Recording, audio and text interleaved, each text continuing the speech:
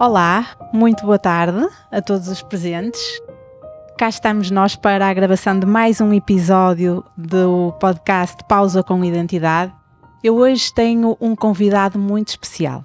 Ele é um ser humano corajoso, um ser humano inspirador e um ser humano determinado. Para além disso, ele é pai, ele é marido, ele é filho e é um fisioterapeuta há 20 anos. Mas acima de tudo é um homem que acredita e defende que é preciso cuidar com coragem. E para além disso, o Pedro cuida de pessoas. Pessoas essas, algumas que são atletas de elite e outras que são personalidades que todos nós conhecemos da TV. Mas há uma coisa muito engraçada que ele encontra de comum, que é, gosta de relembrar que a força não é apenas física, mas é também importante acreditarmos na importância de mostrar a nossa vulnerabilidade. A fé, para ele, existe em nós, existe em Deus, existe no processo e nos outros. Mesmo quando tudo está quebrado, é nessa fé que nós devemos acreditar.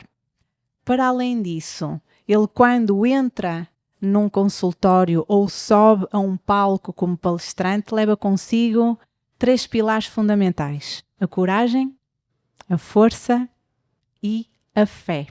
Não só para falar sobre si, mas para relembrar aos outros que o verdadeiro cuidar, a verdadeira cura começa dentro de nós. E o maior legado que nós podemos deixar um dia quando partirmos é a forma como nós cuidamos do outro. Porque é que ele acha que cuidar com coragem é importante? Porque é preciso ter coragem para parar, é preciso ter coragem para observar, é preciso ter coragem para escutar com o coração para realmente conseguirmos criar conexões humanas de verdade, empáticas e que duram. Peço-vos um forte aplauso para o meu convidado Pedro Roque. Obrigado. Vamos lá, Pedro. Obrigada por estares cá. Obrigado eu pelo convite.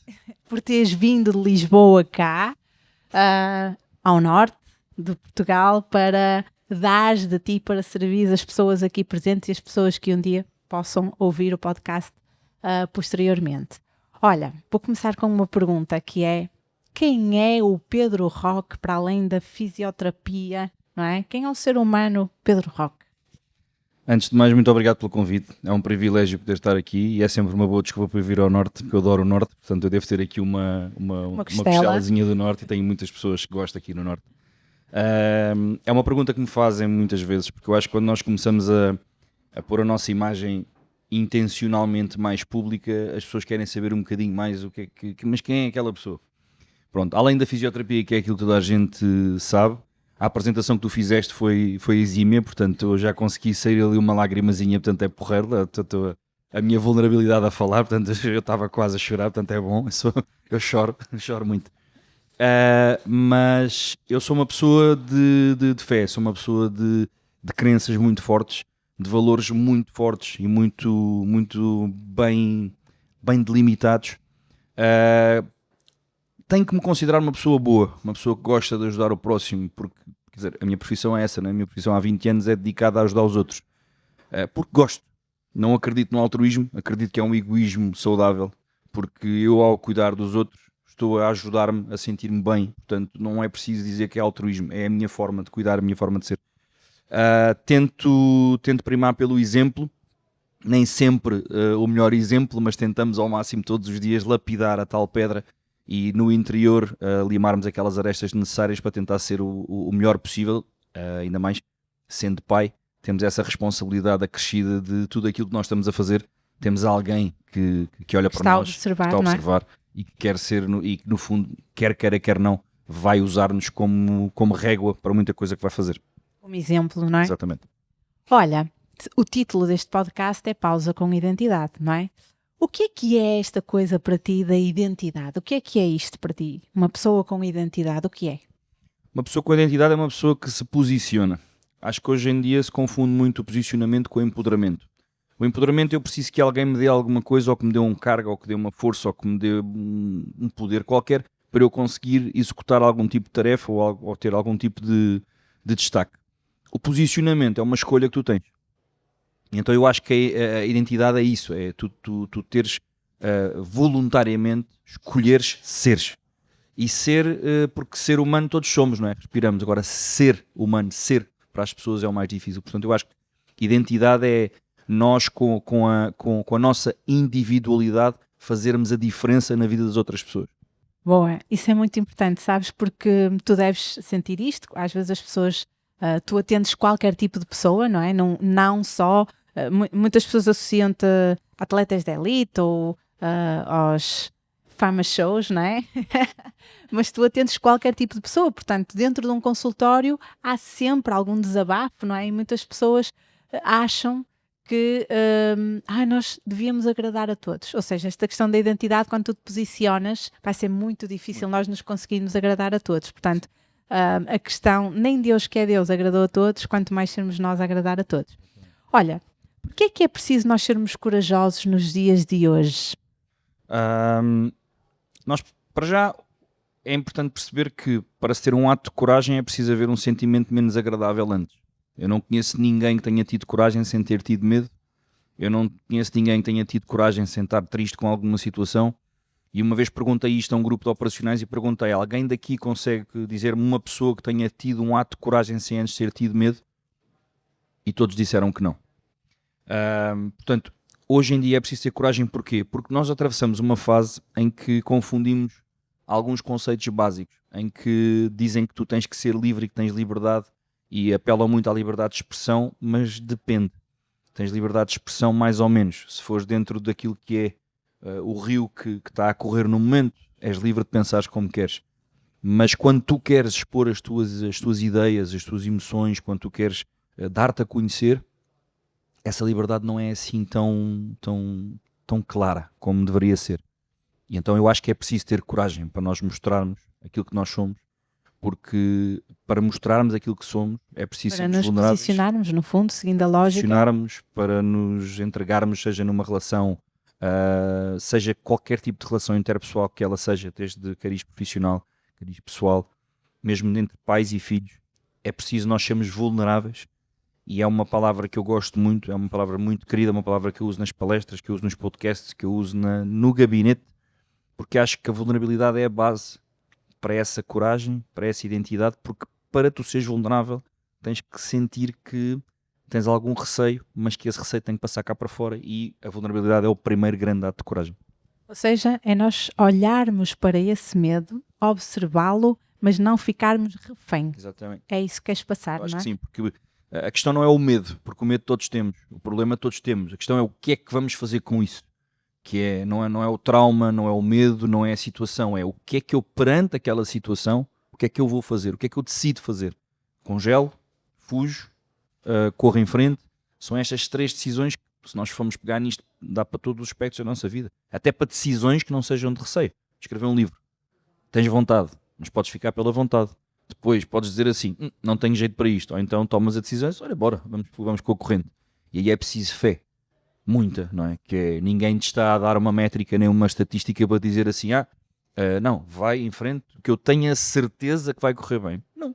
Tu tens uma fé interior muito grande e dizes, ok, eu vou ser corajosa, eu vou escrever um livro, vou lançar o livro e depois, olha, entrego nas mãos do Criador e logo se vê.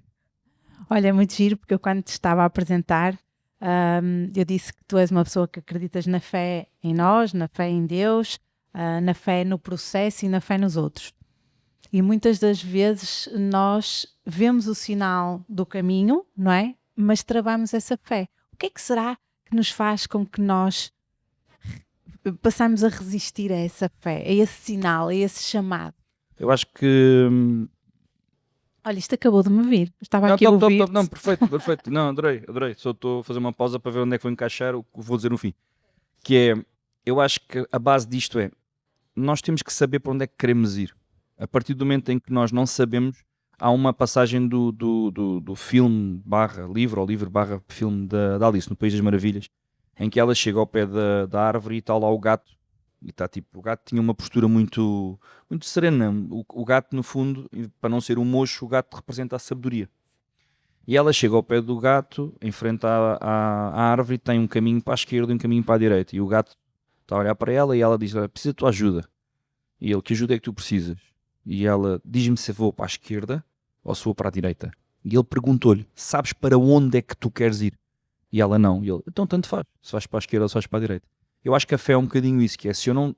Tudo bem que eu posso ter fé, tudo bem que eu posso muitas das vezes entregar, há quem chame Deus, há quem chame grande arquiteto do universo, há quem chame a natureza, há quem chame uma força interior, o próprio universo, o que for. Entregar numa entidade maior do que nós e que nos transcende. É fácil entregar, só que tu tens que saber, ok, eu vou entregar o quê? Tem que haver sempre aquela noção de eu quero atingir o quê?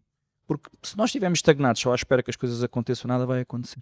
Então, esse duvidar de chamamento é porque eu não acredito que posso ter um chamamento. Olha, há uma frase muito popular. Obrigada, Pedro. Obrigada pelo que me fizeste sentir agora. A sério, obrigada. Porque isto não vai nada para onde eu tinha pensado. Bora, vamos a isso. Já sabia. Que eu disse não queria ouvir as perguntas. Pronto, então agora vamos lá. Nós estávamos a falar na questão do ser, não é? Do ser, o ser humano. E há uma frase muito popular que diz assim... Deixa-me só agora acalmar aqui um bocado o meu coração, porque é importante às vezes isto. Há uma frase muito popular, mas tu não sabes quem és, não sabes o que é que queres ser, essa coisa da direita para a esquerda. Mas então, sabes porquê? Porque isto, nós vínhamos no carro, eu e o meu marido falámos muito e conversámos sobre muitas das coisas que nós precisamos de mudar para evoluir como seres humanos. E o título do meu livro é Sabes Quem És? E eu achava que tinha aqui um assunto totalmente resolvido e há um dia percebi que não estava e partilhei isso com o meu marido. Eu, Rui, incrível, olha, aconteceu esta situação e só hoje é que eu percebi que este assunto ficou definitivamente resolvido no meu coração, porque é quando tu não carregas no teu coração nenhum sentimento feio, raivas, tristezas, mágoa, que fazem com que tu não possas saber cuidar. Olha só para onde eu quero ir, é só aqui uma ponte. E há bocado tu disseste, mas tu sabes onde tu queres ir? Queres ir para a esquerda ou queres ir para a direita? Não sei, então tanto faz. E quando nós resistimos a esta fé, na minha ótica, é porque nós ainda não sabemos quais são as habilidades ou os dons que nós carregamos que podemos colocar em prática para servir os outros. Porque tu falas no propósito e há muita gente à procura do propósito, não achas? Mas a minha base de entendimento do mundo é que o propósito aqui nesta terra é só servir o outro. Então entende de uma vez qual é a habilidade e o dom que tu tens para colocares a servir o outro, percebes? Então quando há muita essa coisa do mas tu vais fazer o quê? Vais ser o quê? Mas quem é que tu és? Quando é que tu sentiste no teu coração que a tua missão era cuidar? Eu acho que não houve um momento em que se sente, eu acho que lá está. Eu acredito nos dons e acredito naquilo que nos é entregue e eu tenho uma bênção de uma profissão porque eu acredito que seja um veículo de alguma coisa superior e não vale a pena dizer que isto é só estudo e que é só ler livros e eu odeio ler coisas técnicas, eu não faz-me confusão, eu gosto muito da parte empírica, do tocar, do sentir as pessoas, da parte muito sensorial daquilo que é a fisioterapia. E eu acho que nós todos recebemos um dom, sou da mesma opinião do que tu. Ou seja, nós não podemos dar aquilo que não temos, certo? Ponto. Agora, tens é que descobrir dentro de ti, daí é que eu falo muito daquela viagem interior, do vitriol, não é? Que é a viagem ao interior da terra e retificante vais lapidar a tua pedra, retificante, lapidas-te e vais encontrar a pedra filosofal. Pronto, isto em latim tem outro nome, mas assim, basicamente é no fundo fazer uma viagem interior, lapidar as coisas e tentar ser um bocadinho melhor. E é uma viagem que nós vamos fazendo e é uma viagem que nunca vai estar concluída. Mas isso é que é o bonito da vida. É que a ideia é que nós possamos terminar esta vida sempre na busca incessante de sermos um bocadinho melhores. Agora, eu acho que, lá está, atravessamos uma fase em que temos graves problemas em fazer uma coisa que se chama autorreconhecimento de competências. Que é, nós somos educados a que as pessoas digam assim, olha, Pedro, tens de ter noção dos teus limites. Não podes não sei o que, não sei o que mais. Então, mas quem é que vai ser a primeira pessoa, sem ser a minha mãe, né? Porque para as mães os filhos são todos perfeitos. Tipo aquele que vai marchar na tropa está torto, só o meu filho é que vai bem, né? Toda a gente diz isso. É impressionante. Há sempre uma assim. Mas quem é que vai ser a primeira pessoa a reconhecer as minhas competências se não for eu mesmo? E se nós somos feitos à imagem e semelhança do Criador, quem sou eu para duvidar do que quer que seja que eu esteja a escutar ou que esteja a ver? Então, de onde é que vem a minha cena do cuidar? Eu estava no 11º, 12º ano e já me pediam para tocar nas pessoas. Tinha colegas meus que eram nadadores profissionais. Dá-me aqui um jeitinho. Mas eu não sei fazer, mas faz. E comecei a perceber que eles, provavelmente, ou seja, eles eram o veículo de transmissão de alguma informação para me dizer, tu consegues fazer isto, tu és capaz de fazer isto. E a vida trouxe-me uma lesão, eu tive que ir para a fisioterapia fazer, ou seja, ser alvo da fisioterapia, e percebi que aquelas pessoas passavam muitas horas com quem as procurava. E essas horas eram passadas com muita intensidade e muita dedicação, e pensei, ok, em vez de ser médico, e nem tinha médias para isso porque nunca fui um grande estudante de teoria, lá está, não tinha paciência, em vez de ser médico e ver as pessoas uma vez por mês, vou ver as pessoas todos os dias durante o mês. Pronto, pensei eu assim na altura. Então acho que essa coisa do cuidar nasceu daí. E depois eu acredito que em uma certa idade o cuidar passa para a fisioterapia. Quando era miúdo era proteger os mais fracos. Quando era mais pequenino era tomar conta da minha avó, dar um carinho. Já está no sangue, já veio contigo. É uma coisa que é natural. Não é especial, não é uma cena wow. Não, como eu, há N pessoas a fazerem a mesma coisa do que eu. Agora, não sei se todas elas fazem com a mesma paixão que eu faço. E isso é que eu acho que faz a diferença. Sem dúvida. Sabes que qualquer coisa feita com paixão, as pessoas que estão a receber sentem isso, não é? Eu costumo dizer... Basta pensar o que é que tu és capaz de fazer por alguém quando estás apaixonada. Tudo. Então se estiveres apaixonada pelo teu trabalho, se estiveres apaixonada por aquilo que tu fazes, se mostrares paixão no teu trabalho, tu vais fazer tudo pelas pessoas que te procuram. E ainda consegues arranjar uma coisa mais gira ainda, que é que estás tão apaixonada com o teu trabalho que as pessoas que te procuram no limite até podem elas próprias apaixonarem-se por aquilo que tu fazes. Não é por ti, mas é por aquilo que tu fazes. Portanto, eu acho que amor gera amor.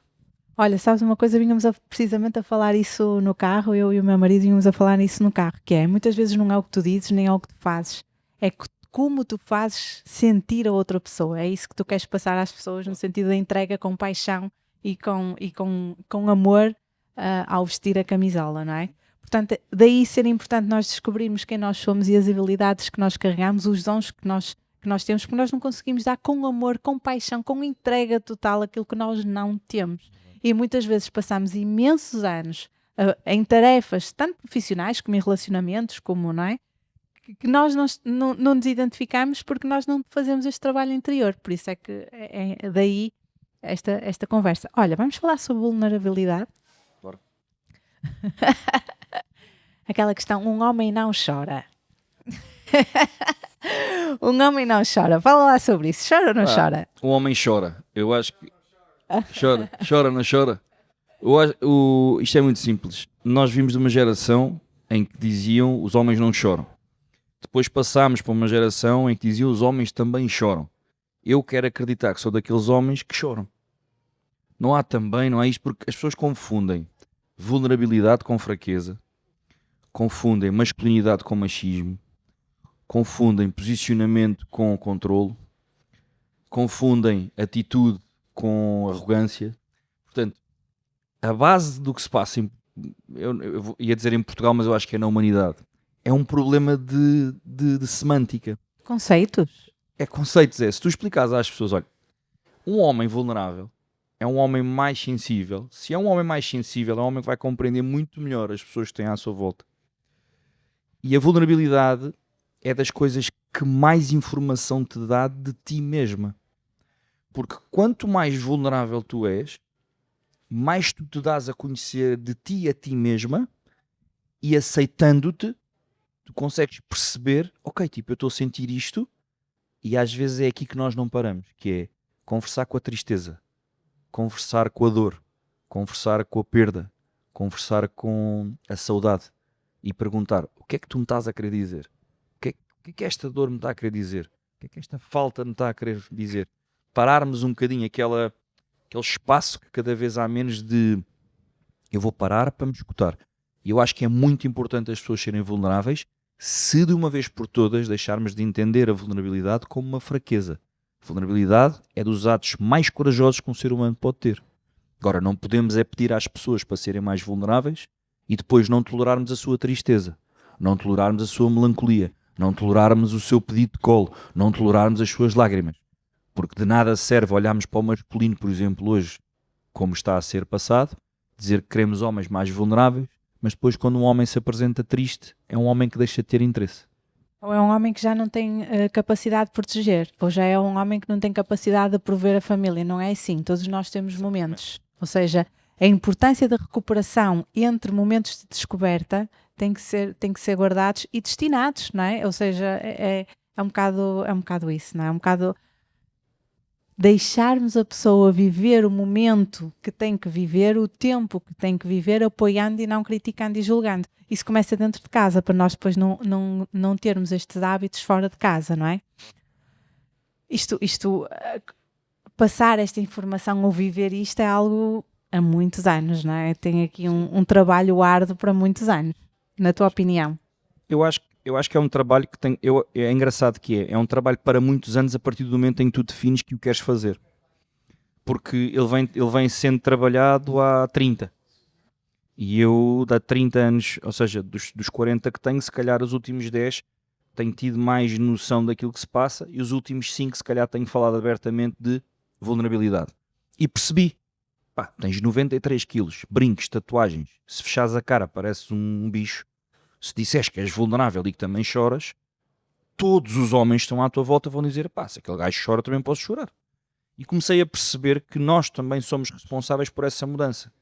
A partir do momento em que eu dedico parte da minha vida a voluntariamente, como eu disse no início, a ter a minha imagem pública, eu tenho uma responsabilidade para com as pessoas.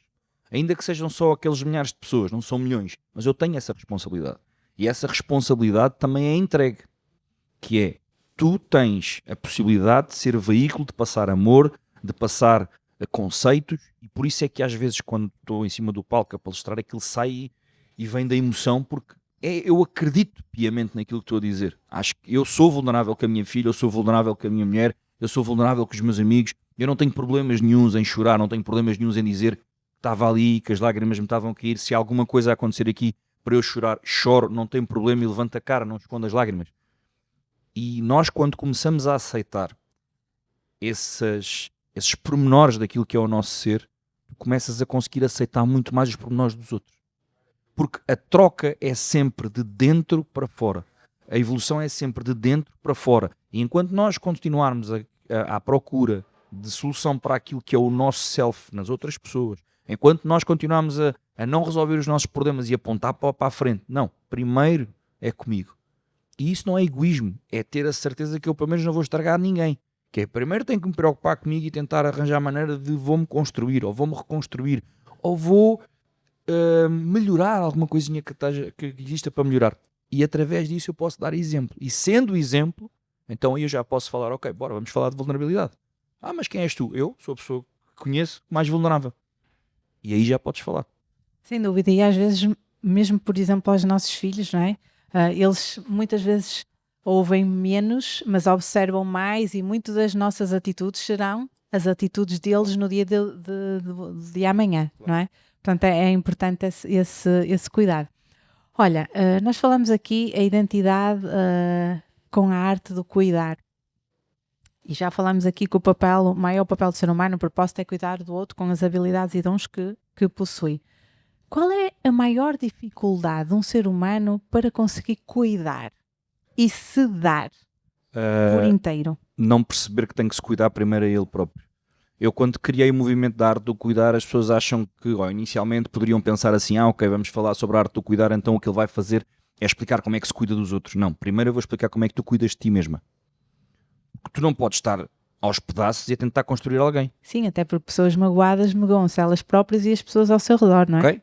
Pronto. Há quem defenda que não, está bem, mas eu tenho os meus problemas, mas é mais fácil ouvir os teus. Está bem, mas se tu estiveres toda arrebentada, tu energeticamente não estás no teu pleno para conseguires fazer isso.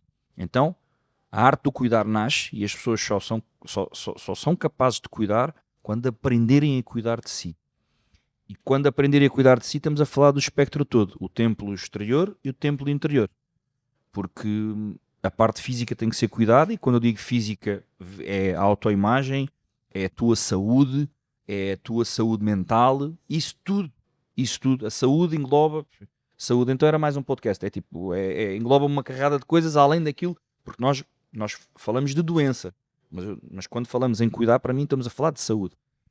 E as pessoas, para conseguirem cuidar, têm que de uma vez por todas assumir: eu primeiro tenho que saber cuidar de mim para depois me disponibilizar a poder cuidar do próximo. Olha, tu acreditas que as pessoas que cuidam do próximo são mais felizes? Sem dúvida. Eu quando eu falo muito nisto, e às vezes digo isto, e muitas vezes dizem-me: não me dizer as coisas assim, dizer que não acreditas no altruísmo. Eu só conheço um amor altruísta, que é de filho para pai e de mãe para filho. Não conheço, porque isso é altruísmo, que é: olha, vais-te pôr à frente daquele comboio, senão a tua filha morre. Tu pões, tipo, não interessa, não precisas estar mal psicologicamente, nada, tu escolhes fazê-lo. Isso para mim é um amor altruísta. Tudo o resto eu faço porque eu gosto. Mas tu foste para a África em missões de voluntariado. Fui porque eu quis. Mas estiveste lá a ajudar as pessoas porque eu quis e me fez sentir bem. Então, mas quer dizer, não me digas que não deixaste lá coisas. Não, eu vim de lá muito mais rico que aquilo que eles ficaram lá, porque eles continuaram na realidade deles, e eu vim com uma noção muito mais aberta daquilo que é o mundo. E isto choca. As pessoas assim: mas isto é egoísmo. É saudável. Tipo, eu fui para fazer uma coisa que eu gosto e no balanço faço maravilhas no outro lado. E não há problema nenhum nisto. Lá está, os conceitos. Não há problema nenhum. Eu sou muito mais feliz a cuidar de pessoas do que se fosse contabilista, tenho a certeza absoluta. E para fazer controle-alt dela, apaga o fecheiro, põe o fecheiro, eu não tenho hipótese de fazer controle-alt dela. Aquilo ou torce para o lado certo ou torce para o lado certo. Não dá para andar aqui a brincar com o pescoço das pessoas, não é? Então, eu sinto-me bem, porque não há prazer maior de eu estar a cuidar e a pessoa olhar para mim, e às vezes nem falam. É aquele olhar que tu olhas e a pessoa está a olhar para ti, agradeceu-te. O silêncio diz tudo, não é? Aquele silêncio barulhento de estar a olhar para ti e já está a respirar bem, e já está tipo e vai dizer aquilo que tu sabes, que é: estou muito melhor. Não há nada que pague isso. Como temos um amigo em comum, de certeza que não há nada que pague o que ele sente quando vê as vidas a mudarem da forma que só ele consegue mudar aquelas vidas. Portanto, cuidar é um ato de muita coragem, sim, mas é um ato muito egoísta, e não há problema nenhum, porque se esse egoísmo for para fazer bem ao próximo, está tudo bem. Olha, eu nunca tinha feito essa associação, obrigada. Por acaso estou a ouvir isso assim pela primeira vez, mas parece muito lógico. É realmente algo que tem amor na intenção. Olha, quem disser que dá amor e que não está à espera do receber, é mentira. Eu não acredito que alguém dê amor e não esteja à espera de receber. Essa história, isso é bonito. Mas isso cria apego, não achas? Não acho que seja apego. Eu acho que é inevitável nós criarmos expectativas. Depois o que vamos fazer é tentar gerir essas expectativas. Mas eu acho que, por exemplo, numa relação, se estiveres constantemente a dar amor, tu deixas de dar. Se não recebes é porque não estás a receber. Não é que, está bem, mas olha, mas tu não devias ter querido. Não, então como é que eu faço? Então quer dizer, eu sou vulnerável, eu entrego-me, eu dou, e não recebo nada em troca. Isso foi Jesus. Mas isso foi que diz que morreu por nós para que nós não tivéssemos que voltar a fazer isso. Então não há problema. Eu não tenho que ter medo de dizer eu amo, na esperança que me amem. Porque ele diz: faz ao próximo como gostarias que te fizessem a ti. Não é ao contrário. Porque as pessoas dizem: não podes fazer aos outros o que não gostavas que fizessem a ti. Não é escrito em lado nenhum. Eu não li isso em lado nenhum. Agora, há um livro muito famoso que diz: faz ao próximo como gostavas que te fizessem a ti mesmo. E isso está lá. Porque se tu fores pensar nas coisas desta maneira, imagina, o que é o escuro? A ausência de luz. O que é o mau? A ausência do bem. Ou seja, não há coisas negativas. É quando tu não queres fazer coisas boas, então inevitavelmente vão aparecer as coisas negativas. Pois é, o que atrás. Falavas há pouco da energia, é um bocado o que atrás. Mas olha, essa questão, tu falaste agora numa coisa interessante, que leste num livro: faz aos outros o que gostavas que te fizessem a ti. Mas eu já li num livro uma coisa que me fez pensar e que parece também interessante, e vou partilhar aqui por teres puxado esse assunto, que é: faz aos outros aquilo que eles gostavam que tu lhes fizesses. Ou seja, acho que aqui entra um bocado a arte do cuidar, não é? Porque como é que nós sabemos o que é que eles querem que eu faça? Aquilo que eu falei na tua apresentação. Portanto, a coragem para parar, para escutar, para observar e para empaticamente sentir tentar sentir o que o outro está a sentir para conseguir então fazer aquilo que o outro espera que seja feito. E aí o que é que vai acontecer? A pessoa nunca mais se vai esquecer da forma como tu a fizeste sentir, não é? E é um bocado aqui esta... Tu a viste como uma pessoa e não a viste, no meu caso, por exemplo, de profissão, como vou tratar um ombro. Eu não trato ombros, eu trato pessoas que por algum que têm uma vida, que têm uma família, que têm um trabalho, que têm sensações, emoções, sentimentos e que por acaso tiveram um problema no ombro. E isto muda todo o paradigma do pensamento biomédico para o pensamento holístico, que é olhar para a pessoa como uma pessoa. Isto é tudo sobre pessoas. Seja qual for o tema, é sempre sobre pessoas. E é isto que nos falta, que é porque é que não começamos a olhar para as coisas assim? Começar a perceber que isto é de pessoas para pessoas. Não são serviços, são pessoas para pessoas.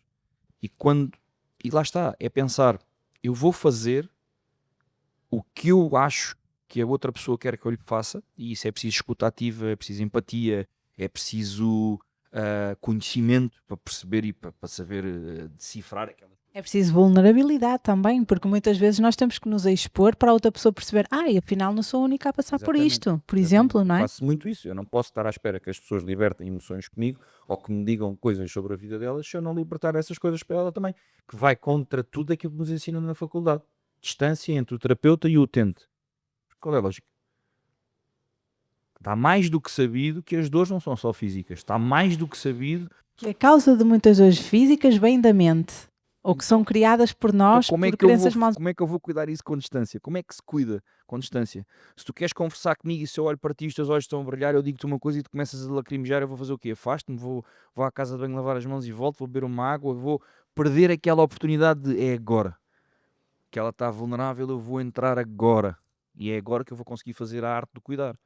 Independentemente de ser na fisioterapia ou ser de conversa, é agora.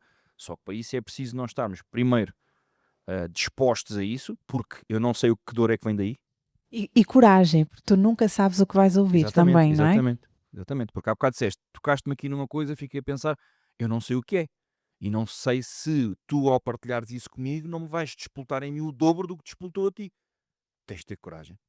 Tens que ter força e não podes ter receio de levar com esses embates. De ser humano.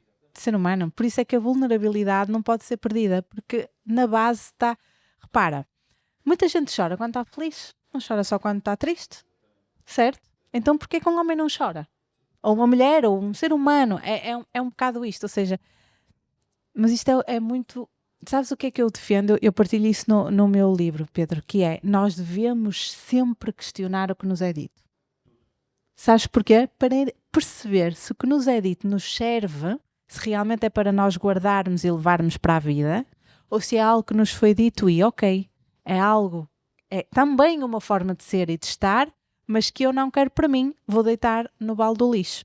Se nós não fizermos este tipo de trabalho, nós vamos carregar nas costas crenças que não são nossas, culpas que não são nossas, e depois vai-te aparecer malta no teu gabinete com dores num ombro, ou com dores num joelho, ou com dores não sei onde, e se calhar causado por muitas destas crenças e histórias que lhes foram contadas a respeito delas, que elas não questionaram e que, como não pertencem àquela pessoa, querem sair de alguma forma, não é? E transformam-se em dor. Concordas com isto que eu estou a dizer? Eu por exemplo, quando eu começo as palestras, eu digo sempre, tudo o que vocês vão ouvir sobre a arte do cuidar é baseado em 20 anos de experiência a tratar pessoas e a ouvi-las, mas por favor duvidem de tudo aquilo que eu estou a dizer.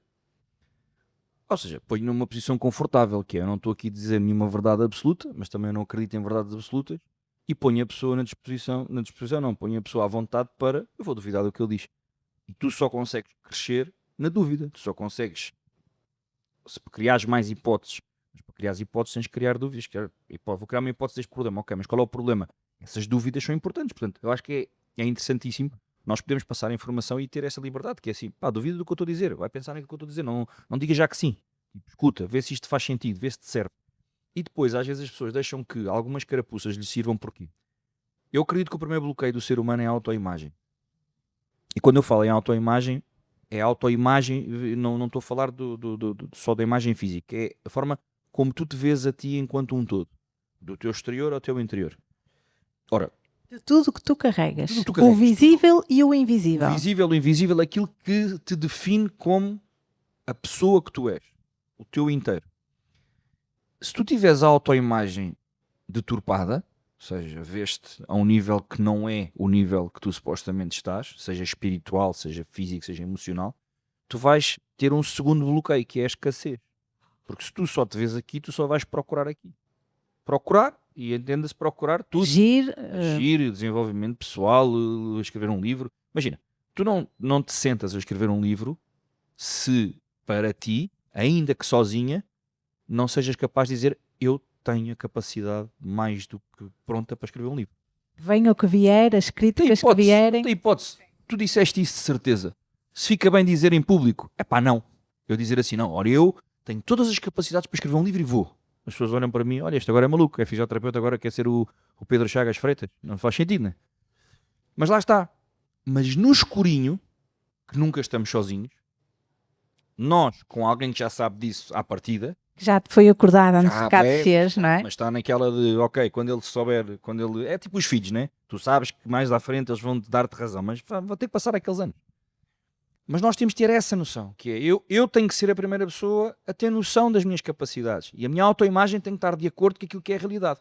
Por isso é que eu digo, e isto tem que ser dito devagarinho para não ser mal interpretado, que é, eu gosto mais daquelas pessoas que se veem um bocadinho acima da sua autoimagem, porque vão ser mais ambiciosas naquilo que vão procurar, e entenda-se uma vez mais daquilo que é todo o ser, do que aquelas pessoas que têm um grande potencial e continuam-se a ver cá em baixo. E tu vês isso, todos nós conhecemos aquelas pessoas que nós estamos a olhar, elas estão a partilhar aquela situação daquela relação que têm horrível, e tu pensas assim, mas como é que é possível? Mas será que ela é a única pessoa que não vê que é incrível, que é o sonho de qualquer homem, que vai dar uma mãe impressionante, que é uma irmã que os irmãos acham que é uma segunda mãe, mas só ela é que não vê? Sim, porque ela tem a autoimagem completamente deturpada. É como ter uns óculos e estarem todos embaciados, não podes estar a pedir para eu focar que eu não vou conseguir focar. Por isso é que é importante nós rodearmos das pessoas que veem em nós aquilo que nós não vemos e que nos dizem, não é? E essas também têm que ser vulneráveis e humildes ao ponto de se virem uma qualidade em ti grande, terem a coragem e a confiança nelas próprias para dizer tu és mesmo boa naquilo que tu fazes. Parabéns. Vai em frente. Gosto muito da forma como tu falas. Gosto muito da forma como tu escreves. É incrível a forma como tu comunicas. Pá, impressionante. Até se podem dar ao luz e dizer assim, quem me dera comunicar como tu. E não é inveja. É, uou, os meus parabéns. Só que para isso tens de estar rodeada de pessoas que gostem de ti, mas que antes gostem delas, para estarem à vontade com o teu sucesso. E para olharem nos teus olhos e dizer assim, bem fixe, pá, o livro, o podcast, boa, bem bom, pronto. E ficarem felizes com isso, que eu acho que o mais difícil é tu conseguires encontrar pessoas das quais tu te rodeias, que vibram com o teu sucesso, que fazem festa com a tua felicidade. Ainda existem, não é? Mas... Existem algumas, mas não é preciso muitas. Isso, e temos que ser gratos quando encontramos e quando temos sorte de viver assim, não é? Olha, se tu tivesses que juntar numa frase identidade, vulnerabilidade e cuidar e Pedro Roque, o que é que achas? Okay. O que é que saía? Ora bem, o que é que saía? Esta estava pensada, malta. Ok. Tá? Também tem que ser a verdade. A única forma que tu consegues cuidar como o Pedro Roque cuida é assumires de uma forma vulnerável a tua verdadeira identidade. Boa, gostei. Palmas. Gostei. Não estava ensaiada. Eu sei. Olha, nós antes de começarmos isto, estávamos aqui a falar do livro e tal, porque provavelmente sabes que o podcast depois vai estar disponível no meu canal do YouTube e também no Spotify. E aí o teu livro já vai estar lançado, portanto vamos falar do teu livro. Esperemos. Vamos lá. Portanto, vamos falar aqui. Primeiro, conta-nos o título desse livro que está prestes a sair. O título chama-se O que as mãos não contam e como subtítulo A Verdade Invisível de Quem Cuida. Pois, porque toda a gente associa, um fisioterapeuta trabalha com mãos, não é? Portanto, toda a gente associa, muito bem. Mas há coisas que as mãos não contam. Há coisas que as mãos não contam. O que é que nós podemos esperar desse livro? Esperar histórias de 20 anos, coisas que o que é que fazem deste fisioterapeuta, o fisioterapeuta que é. Podem esperar muita vulnerabilidade, histórias que lá estão, que é, uma coisa é dizer e falar, outra coisa é pôr por escrito, não é? Nós costumamos dizer que as palavras escritas ficam eternizadas, não é? E então podem esperar conversas não é conversas, mas histórias que vêm de conversas com clientes. Uma escrita muito fácil, muito simples de ler, nada teórica, portanto, ali de teoria temos muito pouca coisa. Até porque tu não gostas, não é? Não gosto de teoria, portanto, as únicas coisas que lá estão são estes tais bloqueios do ser humano, fala-se um bocadinho dos vários tipos de toque para as pessoas perceberem os campos em que nós nos movemos, mas no fundo aquilo são histórias de um menino que se tornou homem e que hoje é um cuidador. Boa, estamos todos ansiosos por ficar Também eu. por ficar a conhecer, não é? Depois estará disponível, tu vais anunciar nas tuas redes sociais e com certeza as pessoas podem seguir e acompanhar aqui este teu trabalho. Olha, normalmente eu permito às pessoas que me façam uma pergunta, uma ou duas, não sei, depois isto às vezes começa-se assim a falar e as coisas vão. Alguma coisa que tu gostavas de me perguntar? Sim. É lá. Que é que... Sim, com tanta certeza. Eu acredito que a exposição pública não é para todas as pessoas. E lá está, é preciso ter coragem, é preciso ser muito vulnerável, e também quero acreditar que todas as pessoas que se expõem têm um sentido de missão grande. E a minha pergunta é, qual é que é a tua missão? Olha, Pedro, a minha missão é libertar o máximo de seres humanos das correntes, de crenças, de culpas, de dores, que não são delas. Eu vou-te explicar muito rapidamente. Porquê? Eu nasci com isto, sabes? Tu há pouco disseste uma coisa muito importante, que é nós somos imagem e semelhança de Deus. Isso é algo que está no meu livro logo destacado. É exatamente isso, sabes? Gênesis. E eu nasci numa família onde... eu tenho 40 anos e só fui mãe agora, mas eu vou-te explicar isto muito rápido. Eu nasci numa família onde havia caos, violência, muito medo, ok? E eu já era esta Joana que não me conformava. Pá, que fazia perguntas, mas não eram aquelas perguntas, porque é que isto está a acontecer a mim? Porque é para mim, sabes? Eu queria perceber porque é que eu tinha que passar por aquilo. Porque aquela família foi eu que escolhi, não é? Percebi isso em muitas procuras de respostas. Porque é que eu tinha que passar por aquilo? Porque é que eu tinha que apertar o meu coração com episódios que eu observava, que via, que ia ter que gerir, com ausências forçadas, por exemplo, do meu pai, quase 10 anos na minha vida. Percebes? Com muita manipulação. E repara, eu já era um ser livre que no meio deste caos conseguia encontrar a alegria, conseguia encontrar a felicidade e conseguia encontrar ser eu, não é? Não era impor, era eu perguntar. Por isso a arte de perguntar, eu digo isto no livro, que é: as pessoas que se incomodam com perguntas são pessoas que não têm as respostas. Então, porque nenhum ser humano livre se importa com as suas perguntas, entendes? E quando tu perguntas às pessoas que...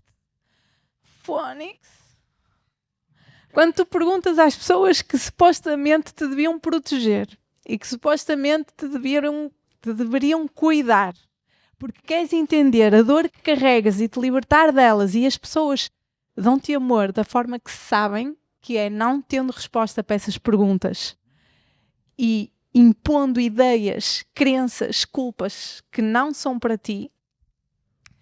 Eu cresci com isso e consegui ser livre, sabes?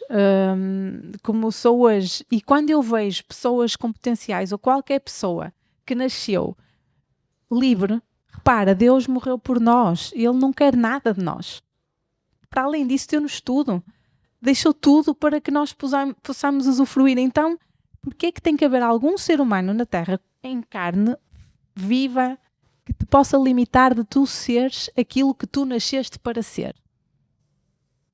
E custa-me imenso, Pedro, ver pessoas aprisionadas a pais, a mães, a irmãos, a maridos, a amigos, a vizinhos. A parte boa disso é que podem cá voltar depois para tentar repetir até acertarem. A resposta certa, e isto é enquanto recuperas aí as lágrimas, eu sei porque é que passaste por isso, porque há uma coisa muito interessante que é: enerva-me solenemente. É uma coisa que dá-me comichão. Urticar, é mesmo? Não, é mesmo estômago, dá-me vómitos. Que é, quando as pessoas dizem assim: ou dizem ou são defendidas com esta frase: coitadinho, não sabe fazer diferente, foi isto que viu. Eu fico passado. Porque tu tens a possibilidade de escolher. E isso aconteceu-te dessa maneira para tu aprenderes que era aquilo que tu não querias, porque da mesma maneira que tu escolheste aquela família para te ensinar a ser uma excelente mãe, aquela criança escolheu-te a ti por seres essa excelente mãe para que ela seja uma criança feliz.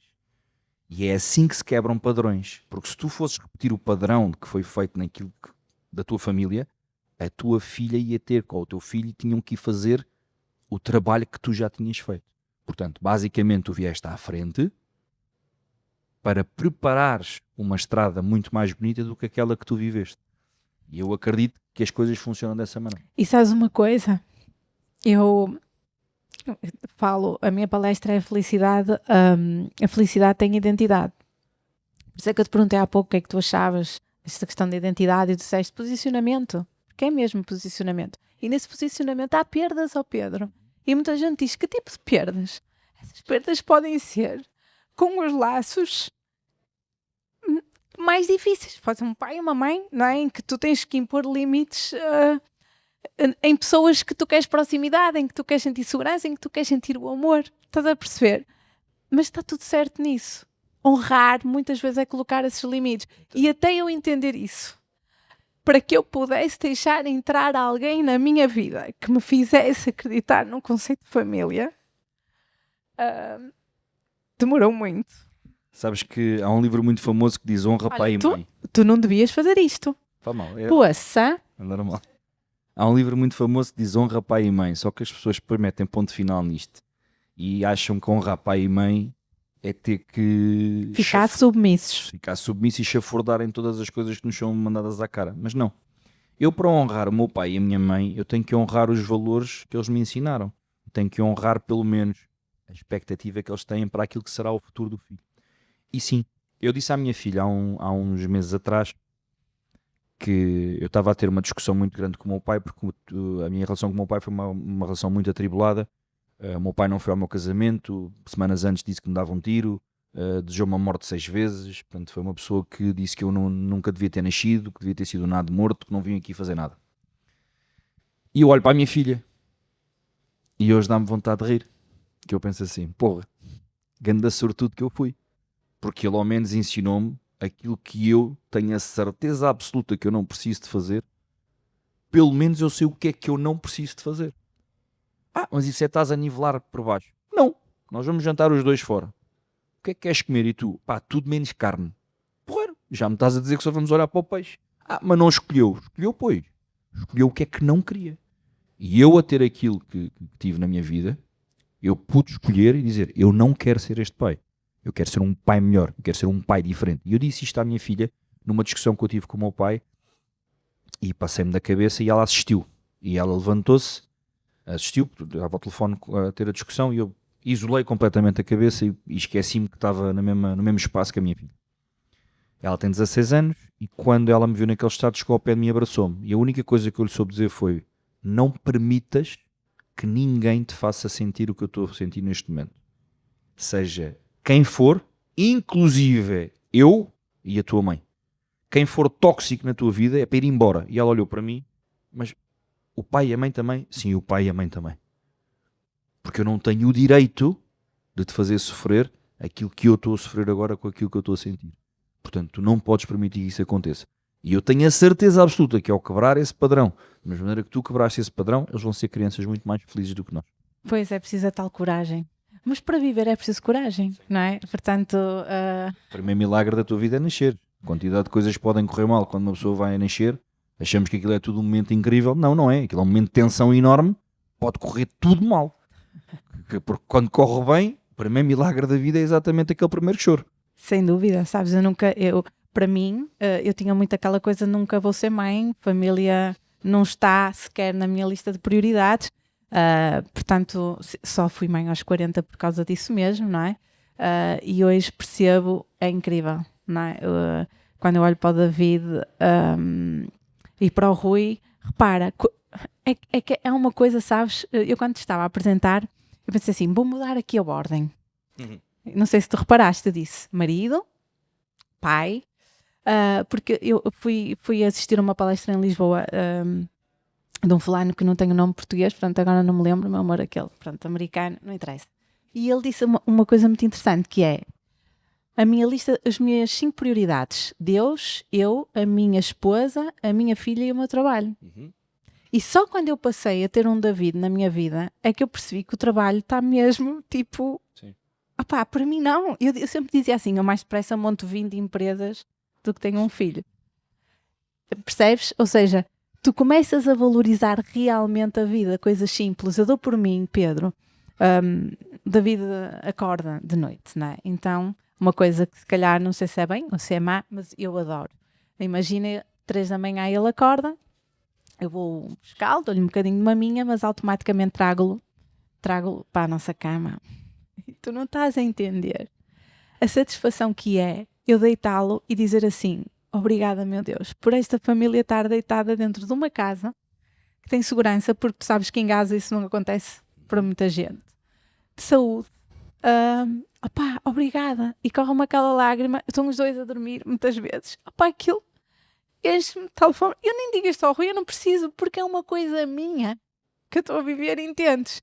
E é algo que eu pensei, meu Deus, alguma vez eu pensava nisto. Agradece o que tens e poderás até receber o que não mereces. É? Pronto. Mas percebes? Pá, a vida passa a ser mesmo simples.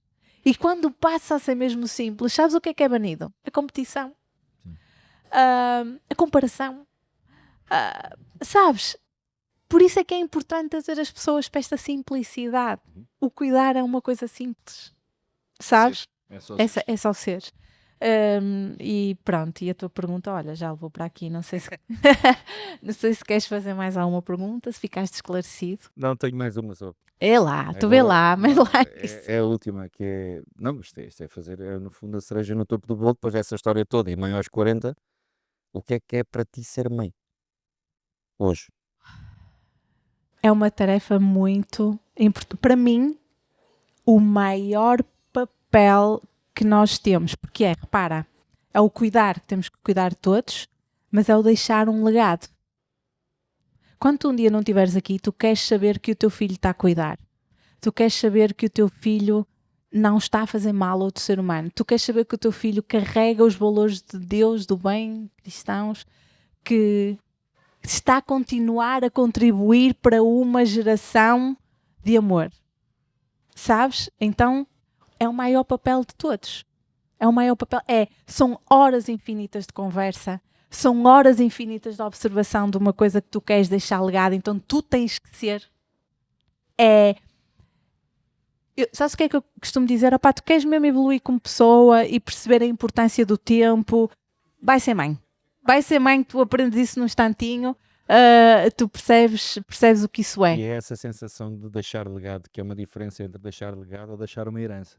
Deixar herança é deixar coisas às pessoas, e um legado é deixar coisas nas pessoas. Uma vez perguntaram-me se eu acreditava na vida eterna e eu não sabia se a plateia tinha ateus, agnósticos, crentes, aquilo uma pessoa fica baralhada, né? A pessoa não sabe com quem é que está a falar, diz assim: olha, acreditas na vida eterna? Eu, sim, tal, além, coisa, o céu. E depois tens ali uma série de... Então eu tive que arranjar aqui uma resposta que desse para todos, né? Então eu acredito na vida eterna porque eu acho que tu és eterna nas palavras do que cá ficam a lembrar-te quando tu já não estiveres. E foi exatamente isso que tu acabaste de dizer.